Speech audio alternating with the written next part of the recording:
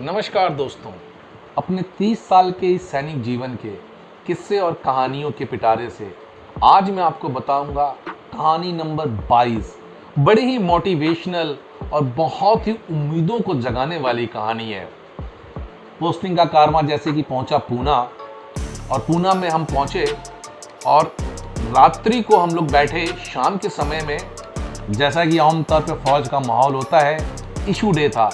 Issue मतलब pack issue थे, और हमारे बैच में, जबकि मैं तो नॉन ड्रिंकर था, पीता नहीं था, बैच बैठा और कुछ ऐसे ही गप्पे किस्से और कहानियाँ आपस में चालू हुई। तो मेरे एक मित्र ने बताया कि 3 दिन पहले मेरी ड्यूटी मेडिकल स्टोर में नाइट ड्यूटी थी और मैं रात्रि को 2 बजे अपनी ड्यूटी ऑफ करके आया। और इस दौरान जब मैं अपनी ड्यूटी ऑफ करके लाइन की तरफ, लाइन वो जगह होती है जहां बैचलर्स लोग रहते हैं, जो शादीशुदा नहीं होते या वो लोग जिन्होंने फौज में रहते हुए अपने परिवार को अपने साथ नहीं रखा है। तो मैं आ रहा था और इस बीच एक रास्ते का बड़ा ही विशाल बरगद का पेड़ पड़ता था। तो जैसे ही मैं उस विशाल बरगद के पेड़ के नीचे से गुजरा, समय रात के 2 बजे, अचानक मैंने क्या देखा, जो बरगद के पेड़ की लताएं हैं वो जैसे अपने आप बढ़ गईं और ज़मीन को छूते हुए वो लताएं जैसे लग रही थी मेरे पैरों को जकड़ लेंगी। और मैं इतना डरा। ये सारी किस्से और कहानियाँ मेरा दोस्त उस रात को बता रहा था। मुझे लगा कि शायद इसने एक आध पैक एक्स्ट्रा ले लिया है और नशे में बता रहा है।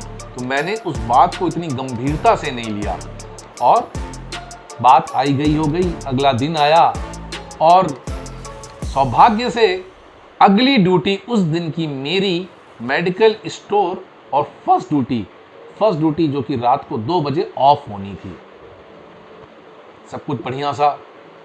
गांव के परिवेश से आया हुआ एक बच्चा, पूना में शायद मेरी उम्र 19 से 20 के आसपास पहुंच चुकी थी, मगर जिस परिवेश से आया था उसमें दादा दादी, नाना नानी, जो गांव का माहौल था, वहां पर बरगद के पेड़ के किस्से से जो भूत प्रेत की कहानियां थी वो बहुत जुड़ी हुई थी।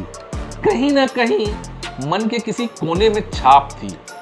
और जैसे कि फिल्में भी देखी थी, हिंदी फिल्में, उसमें भी इस बरगद के पेड़ को, बेचारे को, बड़ा ही दुर्भाग्यपूर्ण तरीके से एक दुश्मन के तौर पर प्रस्तुत किया गया है। मतलब जितनी भी भूतियाएं घटनाएं हुई और जो भी घटनाएं घटी वो सारी की सारी उस बरगद के पेड़ से जोड़ दी गई। खैर दोस्तों, मेरी ड्यूटी 2 बजे ऑफ हुई।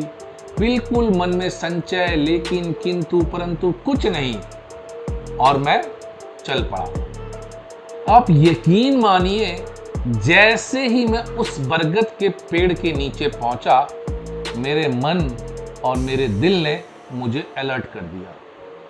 मेरे कदम रुक गए और आप यकीन मानिए, मैं डर गया। मुझे वो पिछली रात की उसकी बताई हुई घटनाएं और उसकी वो कहानी याद आ गई। आप यकीन मानिए दोस्तों, मुझे ऐसा लगा, ऐसा अनुभव, ऐसा प्रतीत हुआ कि जैसे वो बरगद की लताएं अपने आप बढ़ रही हैं और मेरे पैर को पकड़ लेंगी। वहां से जो मैंने दौड़ लगाई, जो डरा, और सीधे आकर के अपनी उस पर्सनल लाइन में आया और आकर के सो गया।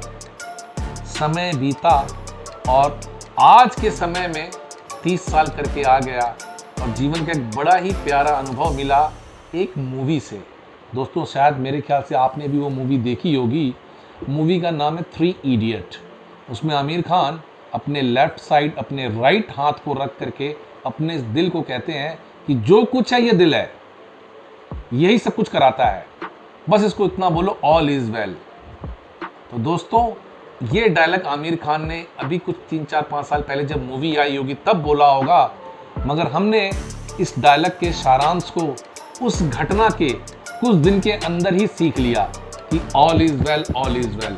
क्योंकि हमारा जीवन, जो सैनिक जीवन है, ये ऐसी विषम परिस्थितियों से जूझता रहेगा और सब कुछ इस दिल का है।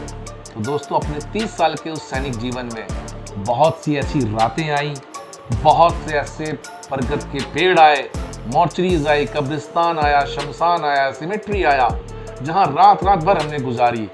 बस जो आमिर खान ने डायलॉग 3 इडियट में मारा, उस डायलॉग को अपने जीवन में हमने 1996 में ही उतार लिया। और उसके बाद कभी जीवन में ऐसा अनुभव नहीं हुआ कि डर नाम की भी कोई चीज़ होती है या जीवन में डरना भी है। और उसके बाद ऐसा साहस बंदा, इस दिल को हमने ऐसा समझाया कि कभी मुड़ करके वो उस रास्ते या उस डर वाले पथ पर नहीं गया। तो जो दोस्तों, जीवन में सारांश हर एक अनुभव से मिलता है, तो उस अनुभव को लीजिए। और मुझे उम्मीद लगता है कि मेरी ये कहानी आपको पसंद आई होगी दोस्तों। इसी के साथ जय हिंद, जय भारत।